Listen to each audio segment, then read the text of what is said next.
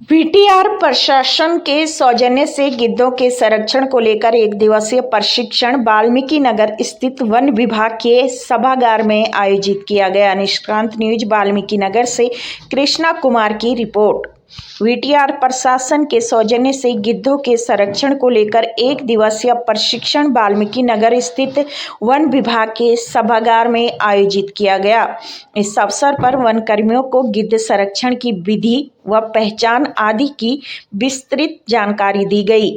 इस प्रशिक्षण के पूर्व 18-19 मार्च को 20 वनकर्मियों के दल को सीमावर्ती नेपाल के चितवन गिद्ध संरक्षित क्षेत्र का 2 दिवसीय दौरा भी कराया गया है। इस प्रशिक्षण में WWF के प्रशिक्षक डॉक्टर कमलेश मौर्य ने प्रोजेक्टर के माध्यम से प्रशिक्षण दिया।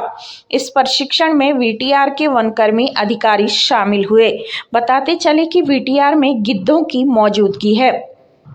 संकटग्रस्त प्रजाति होने के कारण ही विभाग इसका संरक्षण करने पर जोर दे रहा है। हालांकि यहाँ के कर्मचारी बहुत अधिक गिद्धों के जानकार नहीं हैं, इसलिए ऐसे विशेषज्ञों की मदद ली जा रही है। वीटीआर में 7 प्रजाति के गिद्ध देखे गए हैं, जिनमें 4 स्थानीय प्रजातियां और 3 बाहरी प्रजातियां हैं। स्थानीय प्रजातियों में सफेद गिद्ध, राजगिद्ध, चमर गिद्ध के अलावा इंडियन वल्चर स्थायी रूप से निवास करते हैं। ठंड के सीजन में हिमालयन, यूरेशियन और दूसरी प्रजातियों के गिद्ध भी आ जाते हैं। गिद्धों की संख्या बढ़ने के पीछे प्रबंधन का मानना है कि वीटीआर में बाघों का कुनबा बढ़ने के साथ साथ गिद्धों की संख्या बढ़ रही है। दरअसल बाघ के शिकार के बाद जो अवशेष बचता है वो गिद्ध भोजन के रूप में उपयोग करता है। बाघों की संख्या 54 पहुंचने से बाघ द्वारा किए जाने वाले शिकार की संख्या बढ़ी है और गिद्धों को आसानी से भोजन मिल रहा है। इसलिए गिद्ध वीटीआर में स्थायी घोंसला भी बना रहे हैं। वीटीआर में गिद्ध संरक्षण केंद्र स्थापित करने की कवायद प्रारंभ की गई है। इसके लिए वन विभाग के अधिकारियों ने बिहार सरकार को एक प्रस्ताव भी भेजा है। इसका उद्देश्य लुप्तप्राय गिद्धों को विलुप्त होने से बचाना है। सर्वेक्षण के दौरान वाल्मीकि टाइगर रिजर्व में कुछ स्थानों पर गिद्धों के घोंसले पाए गए हैं।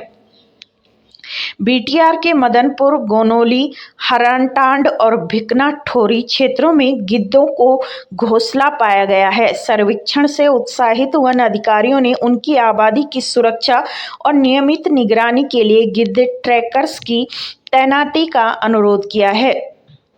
भेजे गए प्रस्ताव में गिद्धों के संरक्षण के अन्य उपायों के अलावा वॉच टावर, बचाव उपकरण, दवाएं और गिद्ध के देखभाल की सुविधाएं उपलब्ध कराने के साथ ही जल संचयन संरचनाओं जैसे बांध, वाटर होल और तालाबों के निर्माण की भी बात कही गई है। इस बाबत प्रकृति प्रेमी मनोज कुमार ने बताया कि वीटीआर में गिद्ध संरक्षण केंद्र स्थापित होने के बाद हिमालय क्षेत्र के पक्षी भी यहां शरण लेंगे। पहले मृत जानवर के मांस खाकर गिद्ध प्रभावी रूप से सफाई कर देते थे। पिछले कुछ सालों में गिद्धों की संख्या कम होने से उनकी जगह कुत्तों ने ले ली है, लेकिन गिद्धों की संख्या कम होने और कुत्तों की संख्या बढ़ने से यह संतुलन बिगड़ने लगा है।